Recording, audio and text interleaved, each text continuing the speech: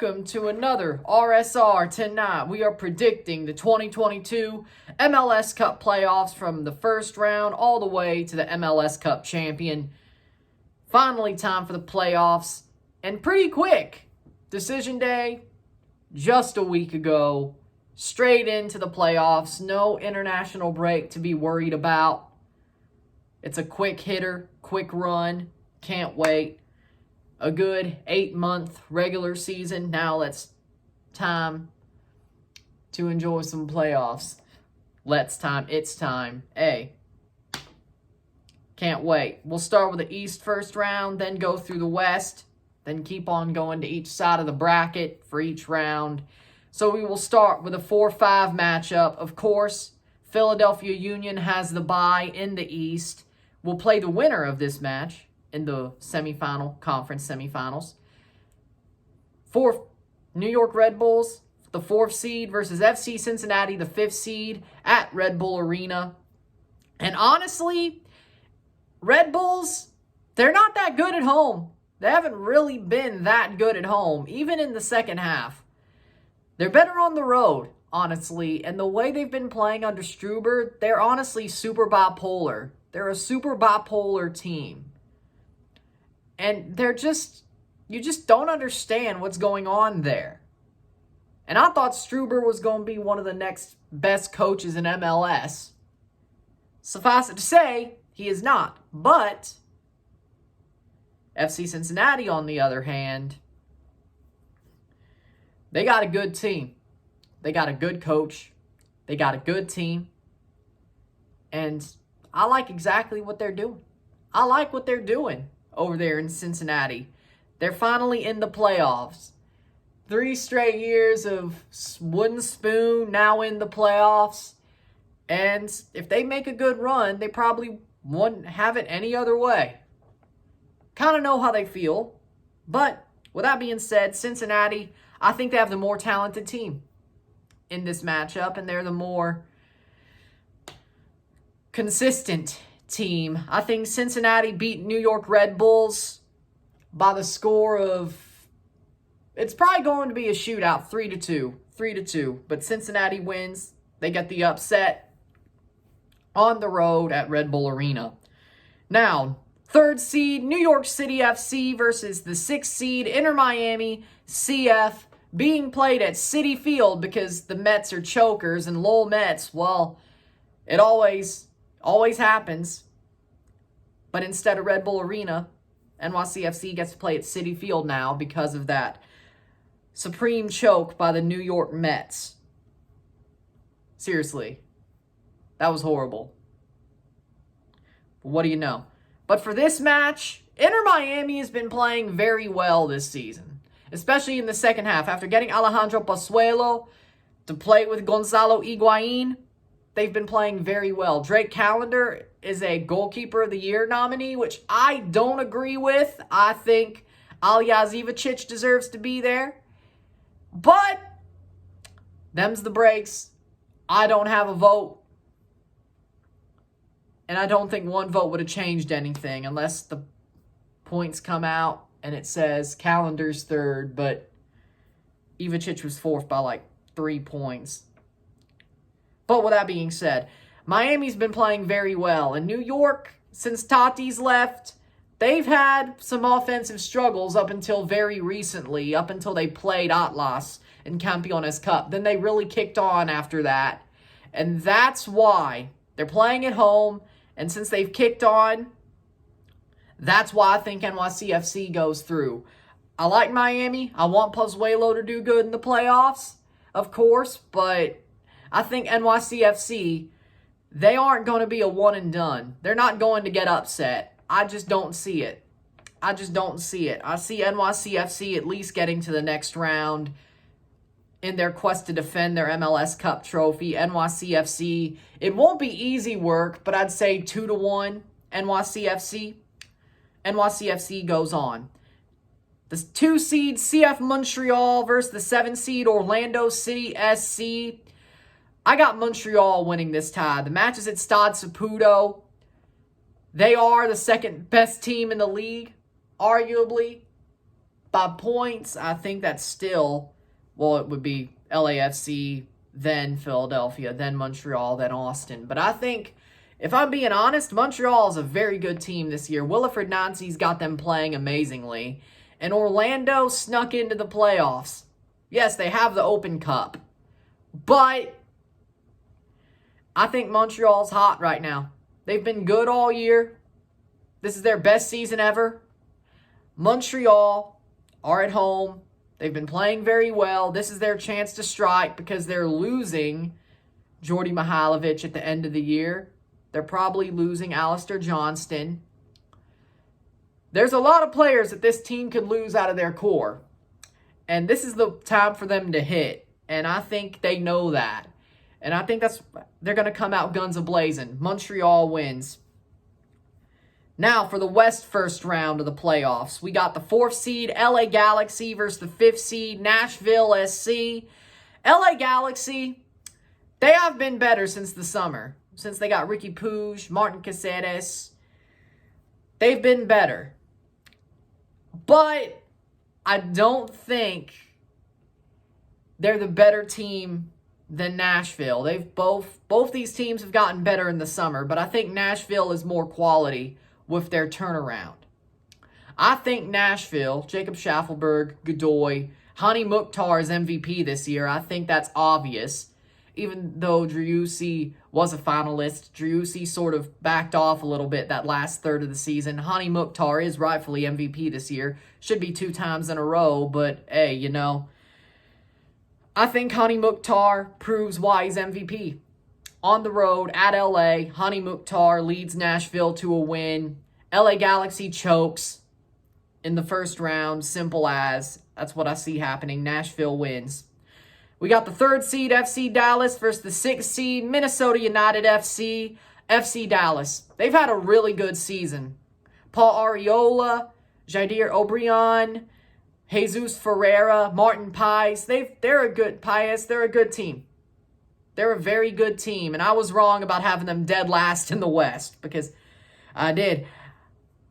They were 3rd in the West, and here we are. And Dallas is actually a pretty damn good team. I gotta say, they shocked me. They overperformed tremendously, just like Montreal did. With that being said, Dallas, I don't see Minnesota United beating them. I don't see it. I see FC Dallas winning at home at Toyota Stadium. Is it still Toyota Stadium? I think it is. FC Dallas, they win at home. I totally see them winning at home. I don't see them losing to Minnesota United. I think it's going to be a very easy game for them. They are the much better team. They are more dynamic. They're better offensively. They have to win. I see no upset here. Then finally, in the first round, our last first round match, the 2nd seed Austin FC versus the 7th seed Real Salt Lake. And this year, there will not be no Cinderella story for Real Salt Lake.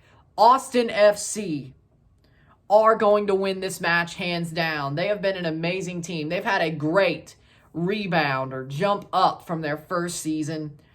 They have grown a lot under Josh Wolff. They've been a very good team. Sebastian Driussi and others. It's a very good team, Austin. They are a very, very good team. And for a while there, it looked like they may have won the West over LAFC. That's how bad LAFC's been the last third of the season. Or I shouldn't say bad, but sluggish. We'll get there, though. Real Salt Lake, on the other hand, a lot of their best players are injured. And Austin's just better. They're just better. In Q2 Stadium, that environment, Real Salt Lake is not going to win there. I got Austin FC going to the Western Conference semifinals. So speaking of the conference semifinals, on the East, we got Philadelphia Union versus FC Cincinnati and CF Montreal versus NYCFC. On the West, we got LAFC versus Nashville SC and Austin FC versus FC Dallas. So, going back to the Eastern Conference semifinals, the 1st seed, Philadelphia Union, the non-supporter shield winning regular season conference champion versus the 5th seed, FC Cincinnati. Game being played at Subaru Park in Chester, Pennsylvania. I got Philadelphia winning. I like FC Cincinnati. I like the way they're playing, but Philadelphia Union, and you could say FC Cincinnati's sort of trying to be like Philadelphia West, sort of. But I like Philadelphia. They're further ahead in their development curve. They're doing amazing things. Gazdag, Ura, Paxton Aronson, Andre Blake, that team, Gazdag, Glesnes, Elliott,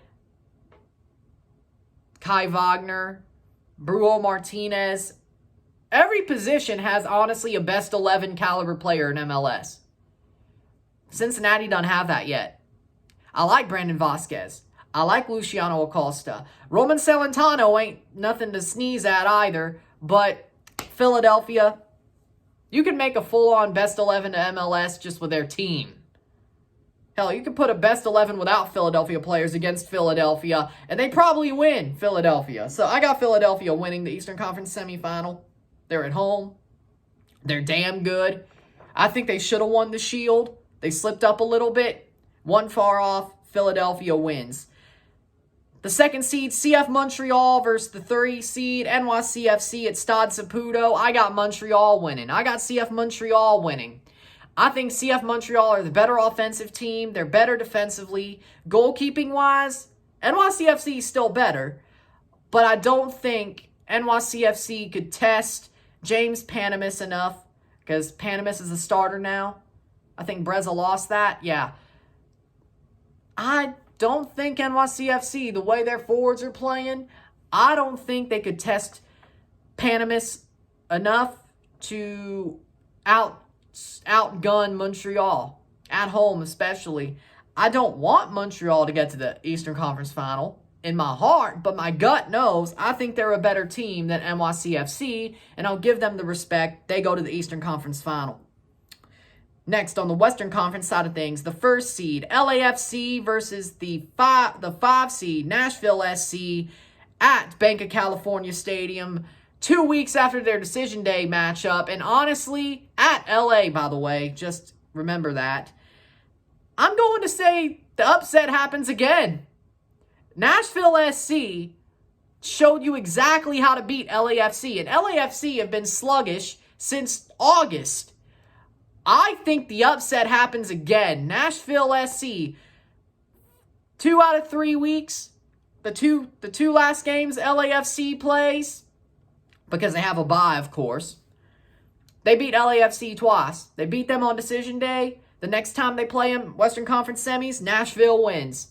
Again, another Honey Mukhtar MVP level performance probably needs to be had, and Jacob Schaffelberg probably has to be the Hutch to Honey Mukhtar Starsky, you know. So, that's what I see happening. I think LAFC chokes. Once again, it's been obvious since August that at some point LAFC are going to choke in the playoffs. And honestly, the way Nashville beat them last weekend on Decision Day, I think they do it again. This is the matchup LAFC doesn't want. They're probably praying their lucky stars they get El Tráfico in the Western Conference semis. That's probably what they're praying for. That's probably what they're dreaming for, asking for. They want an early Christmas present.